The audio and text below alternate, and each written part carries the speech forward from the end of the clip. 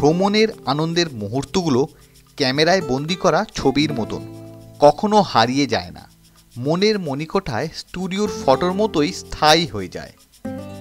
আমি সুস্মিত সেই প্রচেষ্টাই করেছি সব মুহূর্তগুলোকে ক্যামেরাবন্দি করতে আর আপনাদের সকলের সাথে ভাগ করে নিতে।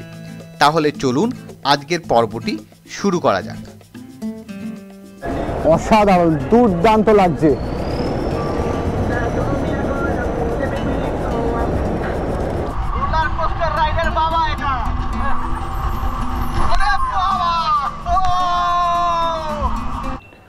গুড মর্নিং সকলকে। আজকে হচ্ছে 4 জুন। আমরা ঘুম থেকে উঠে রেডি হয়ে নিয়েছি। এবার আমরা ব্রেকফাস্ট করব। ব্রেকফাস্ট করে আবার কালকের মতন বেরিয়ে যাব। আমরা আজকে যাচ্ছি ফিফি আইল্যান্ড ট্যুরে। এখানে অনেক কন্ডাক্টেড ট্যুর হয়, সিঙ্গেল পারসন এন্ট্রি করে বোটে করে যেতে পারে। কিন্তু আমরা যেহেতু 14 জনের গ্রুপ এসেছি, তো আমরা আবার আজকেও গোটা বোট বুক করেছি। আমরা 14 জনই যাব এবং আজকেরটা হচ্ছে 20 সিটারের বোট এবং এখানে কিন্তু ডবল ইঞ্জিন থাকবে। কালকেও আমরা যে বোটটা নিয়েছিলাম ডাবল ইঞ্জিনের, কারণ যেহেতু মাঝ সমুদ্রে আমরা যাচ্ছি, সিঙ্গেল ইঞ্জিনওয়ালা বোট নিলে কিন্তু অসুবিধা হতে পারে, তাই আমরা ডবল ইঞ্জিন বোট নিয়েছি। অনেকে কিন্তু তিনটে ইঞ্জিন বোটও নেয়, কিন্তু সেগুলো আরও 30 সিটার হয়। যাই হোক, আজকের খরচের ব্যাপার আপনাদেরকে বলে দিই। আমাদের পার পারসন 1271 ভাট করে পড়েছে উইদাউট ন্যাশনাল পার্ক ফিস। ন্যাশনাল পার্ক ফিসগুলো কিন্তু কাউন্টারে গিয়ে দিতে হয়। আগের দিন আমরা দিয়েছিলাম 100 ভাট, 200 টাকা 200 ভাট অ্যাডাল্টদের জন্য, 100 ভাট বাচ্চাদের জন্য। এটা আগের দিন দিয়েছিলাম 4 আইল্যান্ড ট্যুরে। আমি যেটা জানলাম এখানে যে 400 ভাট করে ন্যাশনাল পার্ক ফিস দিতে হয়, সেটা আজকে ওখানে যখন যাব কাউন্টারে, যেখান থেকে বোট ধরবো সেখানে গিয়ে বোঝা যাবে। ওখানে গিয়ে সাইন করতে হয় এবং এই পেমেন্টটাও করতে হয়। যাই হোক, আপাতত যাই, গিয়ে বোঝা যাবে। যদি 400 ভাট করেও হয় অ্যাট ম্যাক্স, তাহলে কিন্তু 1671 ভাট করে পার পারসন আমাদের পড়েছে এই 14 জনের গ্রুপের। যাই তাহলে এবারে চটপট খেয়ে নিয়ে আমাদের গাড়ি বলা আছে। আজকের গাড়িটা কিন্তু একদম hotel to hotel pick up and drop, আমাদের আবার হোটেলে ছেড়ে দিয়ে যাবে ফিফি আইল্যান্ড ঘুরিয়ে দিয়ে। এসে গেছি আমরা ব্রেকফাস্ট সারতে। কালকের একটা দুর্দান্ত দিনের পর আজকে আর একটা দুর্দান্ত দিন কাটাতে আমরা চলেছি। আজকে যাচ্ছি ফিফি আইল্যান্ড, যেরকম বললাম, এবং আমাদের দলের সবাই এসে এখন এখানে সবাই বসে এখন ব্রেকফাস্ট করছে। কালকের মতন ওই সামনে দিবাকর দেখলেন হাত নাড়লো। হালকা করে ব্রেকফাস্ট সেরে নিয়েছিলাম সেদিন হোটেলেই, যেটা কমপ্লিমেন্টারি ছিল আমাদের প্রত্যেকের রুম বুকিংয়ের সাথে।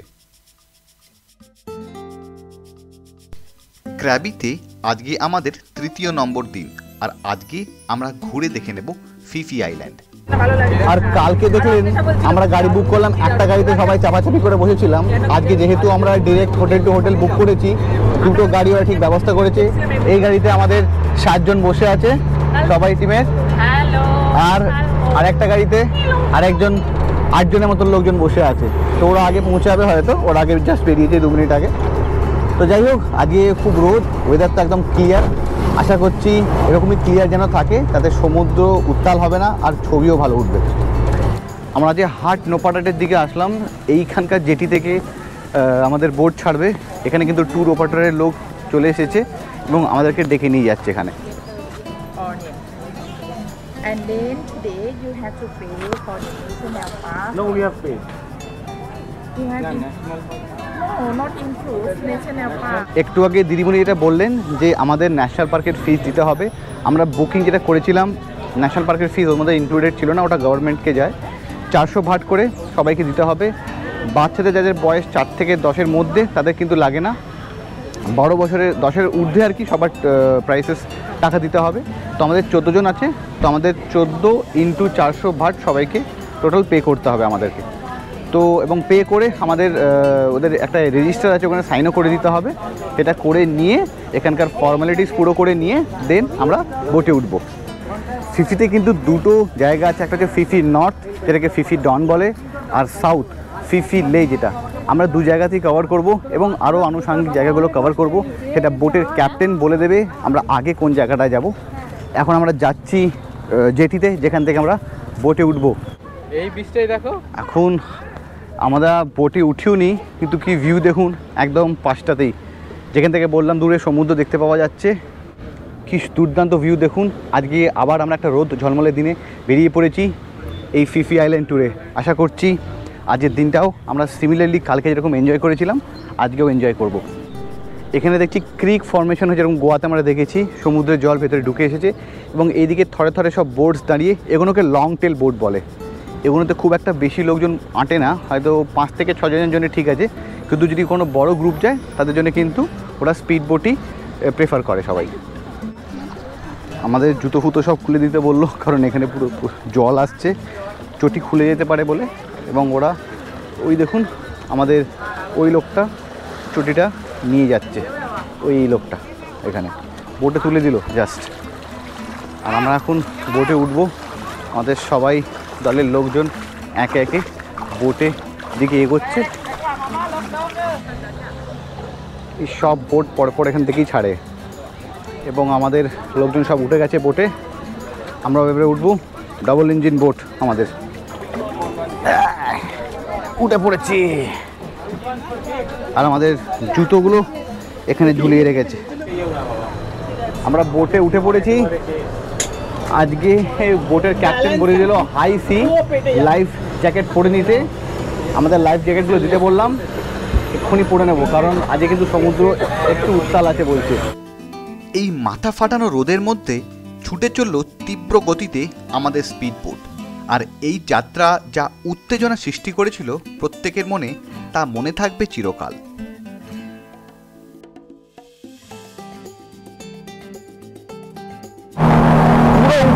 সমুদ্র পুরো রোলার কোস্টার রাইড হচ্ছে একদম, আর সকলে কিন্তু দারুণ এনজয় করছে। বাচ্চারা সবাই সামনে চলে গেছে একদম বেজের ওখানে, আর প্রত্যেকে খুব এনজয় করছে। কেমন লাগছে? এত সুন্দর হাওয়া, মারাত্মক ঢেউ যেরকম বলেছিল ক্যাপ্টেন সাহেব, আর তর্মদা দিয়ে যেরকম লাগছে। আচ্ছা, আমার এই জার্নিটা খুব ভীষণ ভালো লাগছে। খুব হাই স্পিডে বোট চলছে, খুব মনে হচ্ছে যেন একটা বাম্পি রাইডসের মধ্যে দিয়ে আমরা যাচ্ছি এবং জার্নিটা খুবই এনজয় করার মতন জার্নি। যেই আমরা আন্দামান সির গভীরে প্রবেশ করি, আস্তে আস্তে সমুদ্রের রং পাল্টাচ্ছে। আর আশেপাশে যা প্রাকৃতিক সৌন্দর্য, সেই সব দেখে প্রত্যেকেই অবাক হয়ে যাচ্ছে।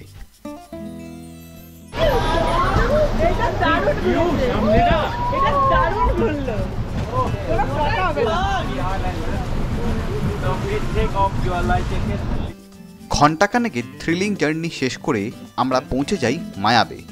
সামনে এই দেখছেন অনেক বোট থেকে লোকজন নামছে, সেখানেই আমরা যাব। আমাদের বোটটাকে জেটির ধারে একদম নিয়ে আসার পর আমরা একে একে নেমে পড়ি মায়াবেটা ঘুরে দেখার জন্য।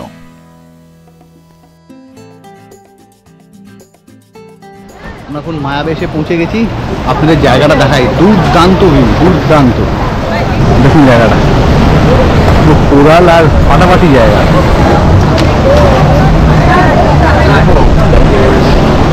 যেতে যেতে একটা জরুরি ইনফরমেশন শেয়ার করে রাখি। প্রতি বছর এই মায়াবে কিন্তু 2 মাসের জন্য বন্ধ থাকে।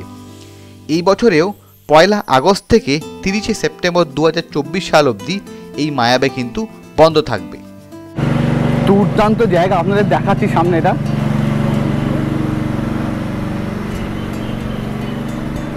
ফাটাফাটি। ভেতরটায় সুন্দর করে ট্রেল বানিয়ে দেওয়া আছে, যেটা ফলো করে প্রত্যেকেই কিন্তু মায়াবের বিচে যায়। এখানে কিন্তু জল বেশি পরিমাণে খাবেন। আমাদের যে কন্ডাক্টেড ট্যুর আছে ওখানে কিন্তু অ্যাম্পল অ্যামাউন্ট অফ জল, আনলিমিটেড জল, ঠান্ডা জল রেখে দিয়েছে, গরম জল রেখে দিয়েছে, সব রকম জলের ব্যবস্থা আছে। জল এখানে কিন্তু মাস্ট, বডি যদি ডিহাইড্রেট হয়ে যায় আপনাদের কিন্তু খুব অসুবিধা হবে। এখন সামনেটা দেখাচ্ছি, দারুণ দুর্দান্ত লাগছে জায়গাটা। এখানে কিন্তু হাইটাইডে পুরো জল হয়ে যায়, দেখুন এখানে পুরো ব্রিজ করা, এরকম পুরো ব্রিজ করে দেওয়া আছে। আর এই সামনে মায়াবের বিচ এখানটা, আর জলটা তো দুর্দান্ত, এখান থেকে পুরো সবুজ, ওই দিকটা পুরো নীলছে। কাছে গিয়ে দেখাচ্ছি, এত সুন্দর লাগছে। এটাই হচ্ছে মায়াবের বিচ, আর দেখুন সামনেটা কি দুর্দান্ত লাগছে। বিখ্যাত হলিউড অভিনেতা লিওনার্ডো ডি ক্যাপ্রিওর দ্য বিচ মুভি শুটিংও হয়েছিল এখানেই, যেটা 2000 সালে বেরিয়েছিল।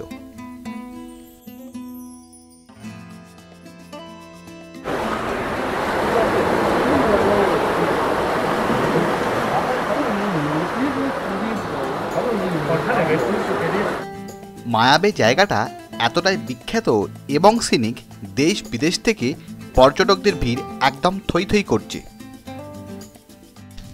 মায়াবেতে বেশ কিছু সংখ্যক দোকান আছে যেখানে আপনারা রিফ্রেশমেন্ট করে নিতে পারেন, আর তাছাড়া টয়লেট করারও আলাদা করে জায়গা করে দেওয়া আছে, যেটা যথেষ্ট পরিষ্কার। বিশাল ভিড়, বিশাল। সামনেটা দেখুন, আমরা বোটে রেজাল্টের গল্প করতে করতে এগোচ্ছি, আর সামনেটা দেখাচ্ছি যেখান থেকে আমরা বোটে উঠবো। এরকম ওপর দিকে সিঁড়ি করা আছে যেখান থেকে নেমেছিলাম। বিশাল ভিড়, বিশাল। দেখুন সামনেটা। কারণ অ্যাকচুয়ালি কী হচ্ছে, বোটগুলো আস্তে আস্তে আসছে এবং যারা যারা বোটে উঠবে তারা সবাই ওই ওপরটায় দাঁড়িয়ে আছে, দেন আস্তে আস্তে গিয়ে বোটটায় উঠছে। তার জন্য কী হচ্ছে, এখানে পুরো ভিড় হয়ে যাচ্ছে জায়গাটাতে। কিছু করার নেই। এখানে ফিফি আইল্যান্ডে কিন্তু এই ফিফি ট্যুর করতে কিন্তু প্রচুর প্রচুর ট্যুরিস্ট আছে। এখন আমরা মায়াবে ছেড়ে এবারে আবার বোটে উঠে পড়বো পরবর্তী গন্তব্যের জন্য। সেটা এখনও জানি না কোথায় যাব আমরা, সেটা ক্যাপ্টেন সাহেব বলে দেবে। এখন আমাদের টিম দাঁড়িয়ে একে একে আমাদের জি মেরিন বোটে সবাই উঠে পড়বে। মায়াবে থেকে কিছুটা দূরত্বে আমাদের আগামী গন্তব্যের জন্যে আমরা এগোই, যেটা হচ্ছে পিলে লাগুন।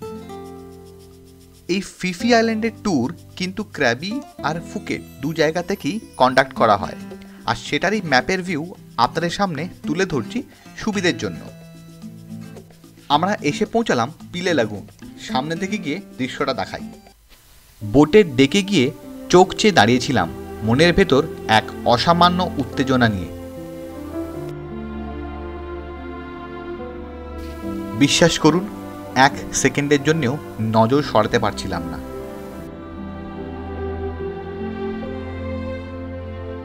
অসাধারণ, দুর্দান্ত লাগছে। এই রকম জলের রং আর আশেপাশে বড় বড় পাহাড়গুলো আমাদের দিকে চোখ মেলে তাকিয়ে আছে, এরকম দৃশ্য কোনো দিন দেখিনি।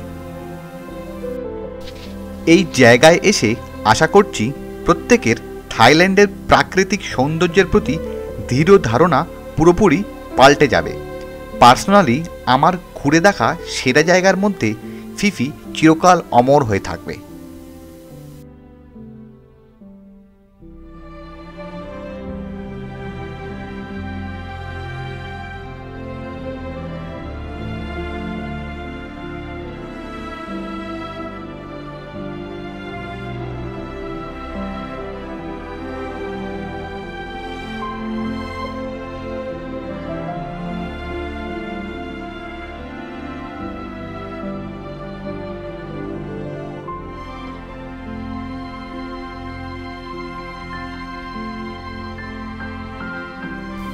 এরপর আমরা পিলে লাগুনের একদম পাশেই ভাইকিং কেভটা দেখতে যাই।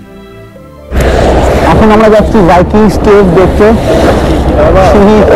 হচ্ছে দেখুন নৌকাটা দুলু নিয়ে যা ঢেউ, ওই সামনে হচ্ছে ভাইকিং কেভ। বহু বছর আগে একদল নাবিক এই গুহাতে আশ্রয় নিয়েছিল নৌকাডুবি হওয়ার পর। তারাই এই গুহার দেওয়ালে প্রচুর পেন্টিংস এঁকে গেছেন বিভিন্ন প্রকারের নৌকার, যা এখনও আছে। আর সেই সময়ের নাবিকের দল বেঁচেছিল পাখির বাসা খেয়ে। এখন এই ভাইকিংস কেভে ঢোকা নিষিদ্ধ, এখনও এখানে এক্সক্যাভেশনের কাজ চলছে। ভাইকিংস কেভ থেকে একটুখানি পথ চলেই হচ্ছে এই মাঙ্কি বিচ। আমার সামনে হচ্ছে মাঙ্কি বে, কিন্তু এখন কোনো বাঁদর খুঁজে পাওয়া যাচ্ছে না। আর জলটা দেখুন পুরো ক্রিস্টাল ক্লিয়ার, তলার পাথরগুলো কিন্তু বোঝা যাচ্ছে, দেখা যাচ্ছে।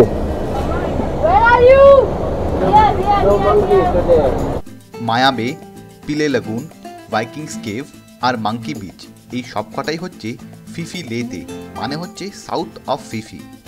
এবারে আমরা যাব ফিফি ডন, যেটা হচ্ছে নর্থ সাইড অফ ফিফি।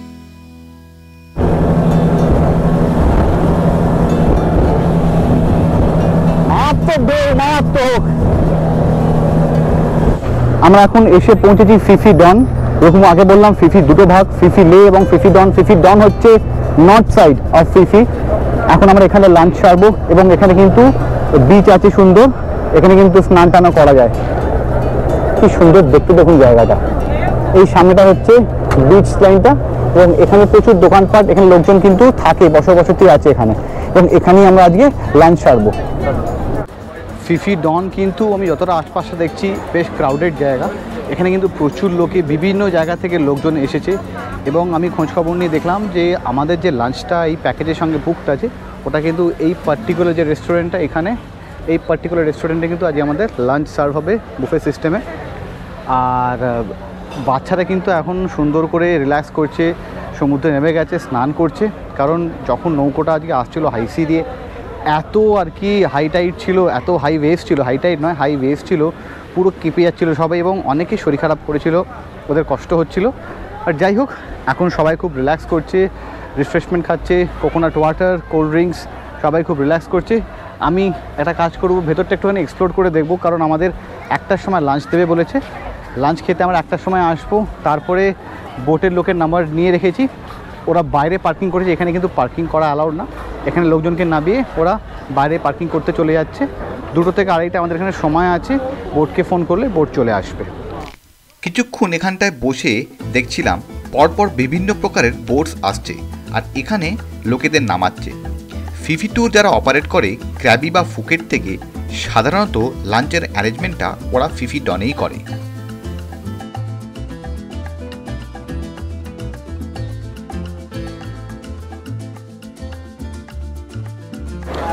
আমরা কিন্তু ওই দিকটায় নেমেছিলাম, এখন হেঁটে হেঁটে তার অপোজিট দিকে যাচ্ছি, ওই দিকে আমি দূরে সমুদ্র দেখতে পাচ্ছি। আজকে কিন্তু প্রচণ্ড গরম, সাংঘাতিক গরম, কনস্ট্যান্টলি কিন্তু জল খেতে থাকতে হচ্ছে। আর এই জায়গাটা বেশ ভালো, সুন্দর, আর এদিকে কিন্তু প্রচুর থাকার জায়গাও আছে ফিফি ডনে, এবং এইদিকেও কিন্তু সুন্দর ভিউ, সমুদ্র যেটা বলছিলাম দূর থেকে সামনে আপনাদের দেখাচ্ছি। আর এই জায়গাটা কিন্তু কম্পারেটিভলি ফাঁকাও, দেখুন এই জায়গাটা কিন্তু সমুদ্র দেখতে পাওয়া যাচ্ছে, এবং সামনে কিন্তু সমুদ্রে এসে গেছি।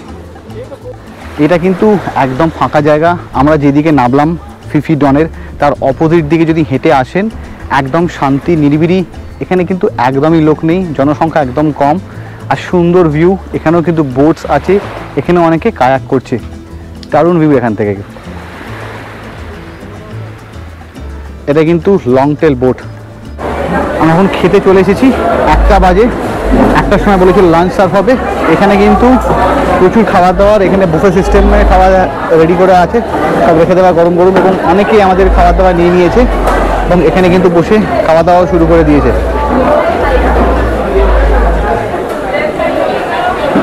আমরা এখানে তাড়াতাড়ি করে খেয়ে আমি বোটটাকে ডাকবো, আমরা এরপর ব্যাম্বু আইল্যান্ড যাব।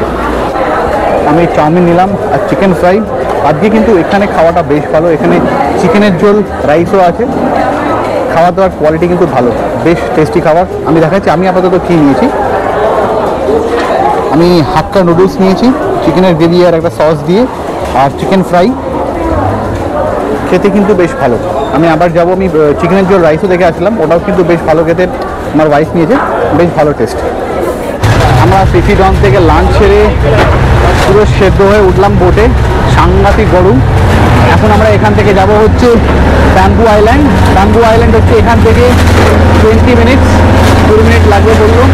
আবার সেই হাই ওয়েভ বাজে বললো, তো সবাইকে লাইফ জ্যাকেট পরে, আমি পরে নেবো, লাইফ জ্যাকেটটা পরে নিই, লাইফ জ্যাকেটটা পরে চেপে ধরে বসতে হবে আমার। ফিফি ডন থেকে ব্যাম্বু আইল্যান্ড যাওয়ার জার্নিটাও ছিল বেশ থ্রিলিং, যা ঝাঁকুনি হচ্ছিল, দারুণ ছিল রাইডটা।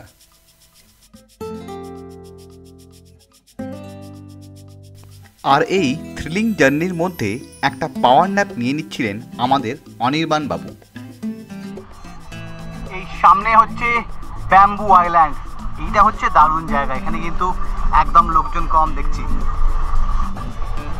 আমরা বোট থেকে অফলোড হলাম, এই আমাদের বোট, এখানে 1 ঘন্টার জন্য ওরা ওয়েট করবে, আবার আমরা 3:30টার সময় আসবো। এখন 2:30 বাজছে, অনেকগুলো বোটই এখন আসলো দেখলাম। আর এটা হচ্ছে ব্যাম্বু আইল্যান্ড, এখানে কিন্তু বেশ ভালো মতো স্নান টান করা যাবে মনে হচ্ছে। আগে গিয়ে দেখি কী অবস্থা, দলের বাকি সব সদস্য এগিয়ে গেছে।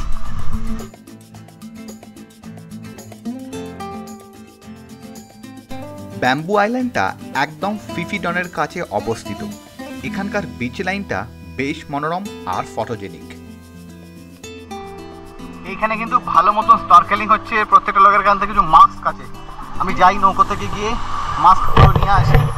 বাকি বাচ্চাদের কিন্তু মাস্ক আনতে পাঠানো হয়েছে, ওরা অতগুলো মাস্ক পারবে না। আমি দেখি নৌকোর লোকটাকে গিয়ে বলে, সবাই এখানে কিন্তু সুন্দর করে স্নরকেলিং করতে পারবে দেখে মনে হচ্ছে।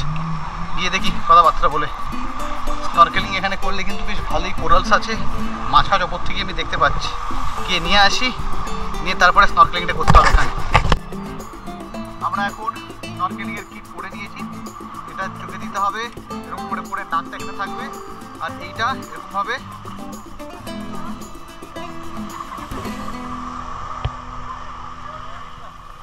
এরকম করে মুখে ঢুকে যাবে, দিয়ে আমাদেরকে নিচে যেতে হবে। আজকে স্নরকেলিংয়ের অভিজ্ঞতা আগের দিন ক্র্যাবির চিকেন আইল্যান্ডের মতন হয়নি, কারণ এখানে জলটা আরও বেশি ঘোলা। এত আশেপাশে বোট এসে গেছিল, প্লাস জলের গভীরতাও এখানে অনেকটাই কম।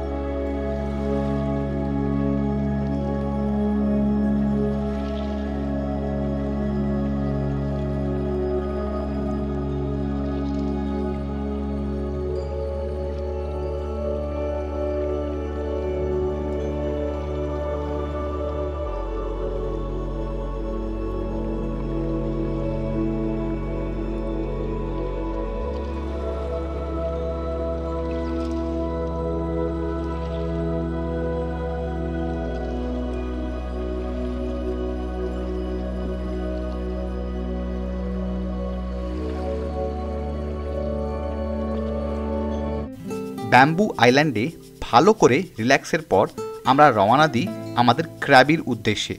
সেই সমুদ্রের বুক চিরে ছুটে চলে যাওয়া আমাদের স্পিডবোট, আর ফেরার পথে আবারও আমরা হারিয়ে গেছিলাম ফিফি আইল্যান্ডের এই সৌন্দর্যে।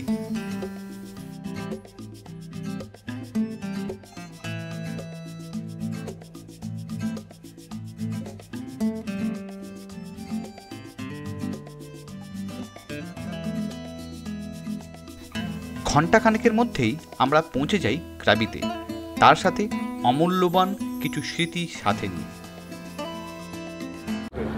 তখন ফিফি আইল্যান্ড থেকে ঘুরে এসে আর শরীরে কিছু দম ছিল না এবং ব্যাটারিও শেষ হয়ে গেছিলো বলে এসে আমরা বাড়িতে ঘুমিয়ে পড়েছিলাম, রেস্ট নিচ্ছিলাম। যদিও অনেক বিকেল হয়ে গেছিলো, আমরা হোটেলে ঢুকলাম হচ্ছে প্রায় বিকেল 5টা।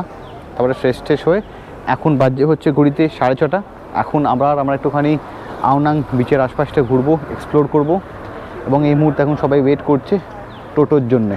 এখানে সবাই ওয়েট করে আছে টোটোর জন্যে।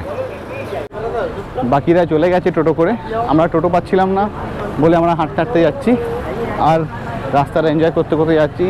চারিদিক পুরো লাইটের লাইট, প্রচুর লোকজন। এই স্পেশালি এই জায়গাটা কিন্তু আমার ম্যাল রোড মনে হয় আমাদের দেশের ওখানকার। বাকি সময়টা আমরা আওনাং বিচের ধারে এই লাইট অ্যান্ড সাউন্ড শো দেখে কাটিয়েছিলাম।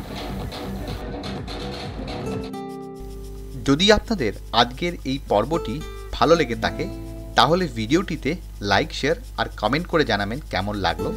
তার সাথে আমাদের চ্যানেল সুস্মিতস জার্নিকে সাবস্ক্রাইব করতে একদম ভুলবেন না।